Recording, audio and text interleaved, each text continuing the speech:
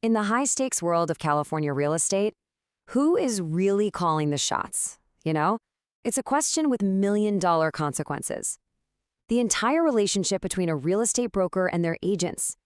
It's all built on a super specific set of rules designed to protect the public. So today, we're going to break down the playbook that every single person with a license absolutely needs to master. So let's start with the big one, the core question that every agent and broker thinks about. Are you an independent contractor or are you an employee?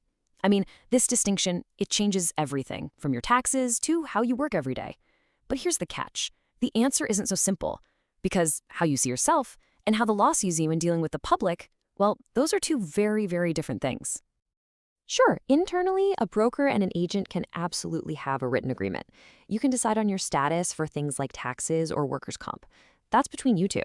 But the second a member of the public gets involved in a transaction, that private agreement basically goes right out the window.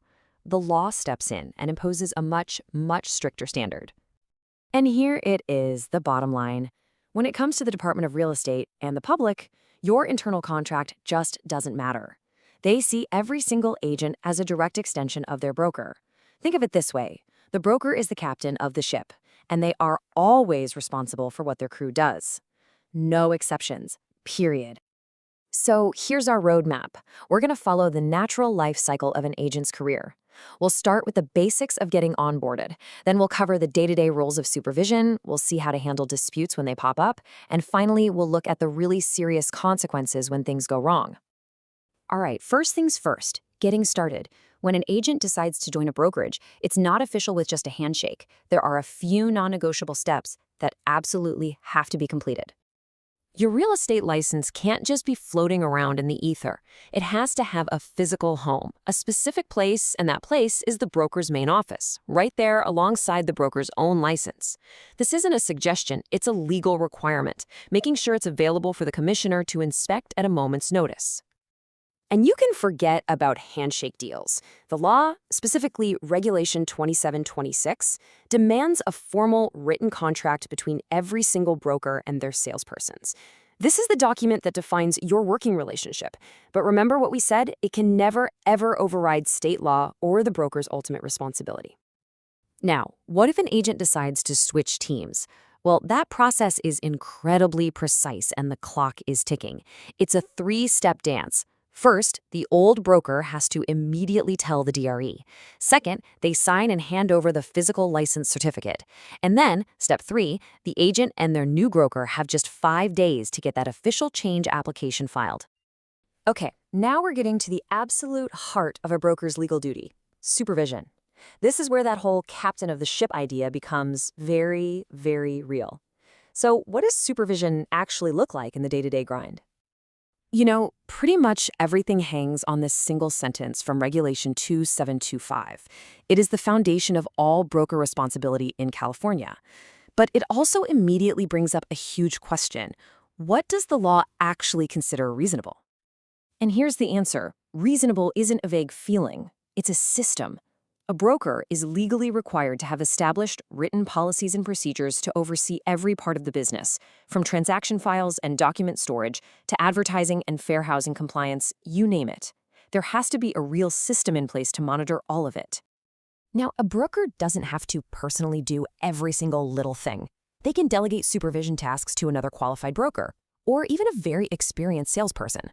But, and this is the part you can't forget, the ultimate responsibility, that can never be delegated. The captain is always the captain.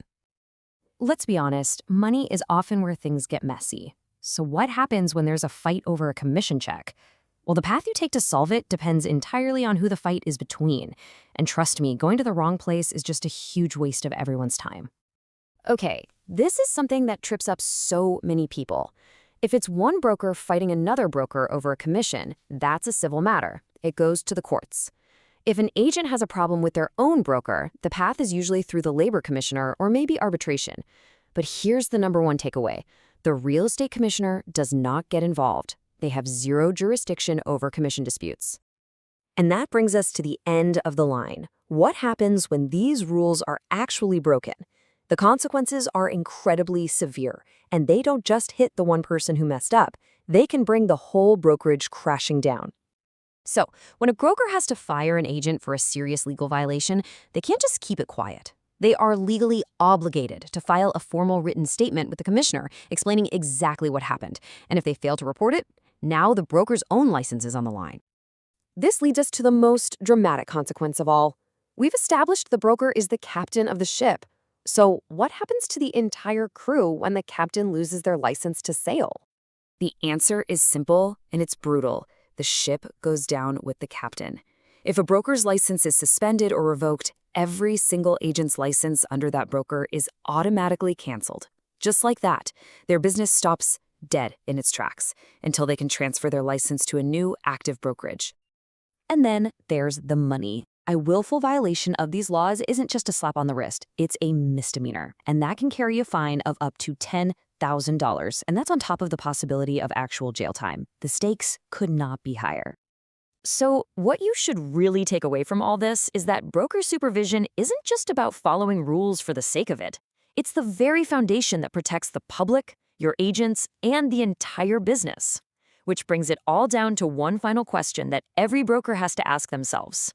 Is your ship built to navigate these rules, or are you sailing straight into a storm?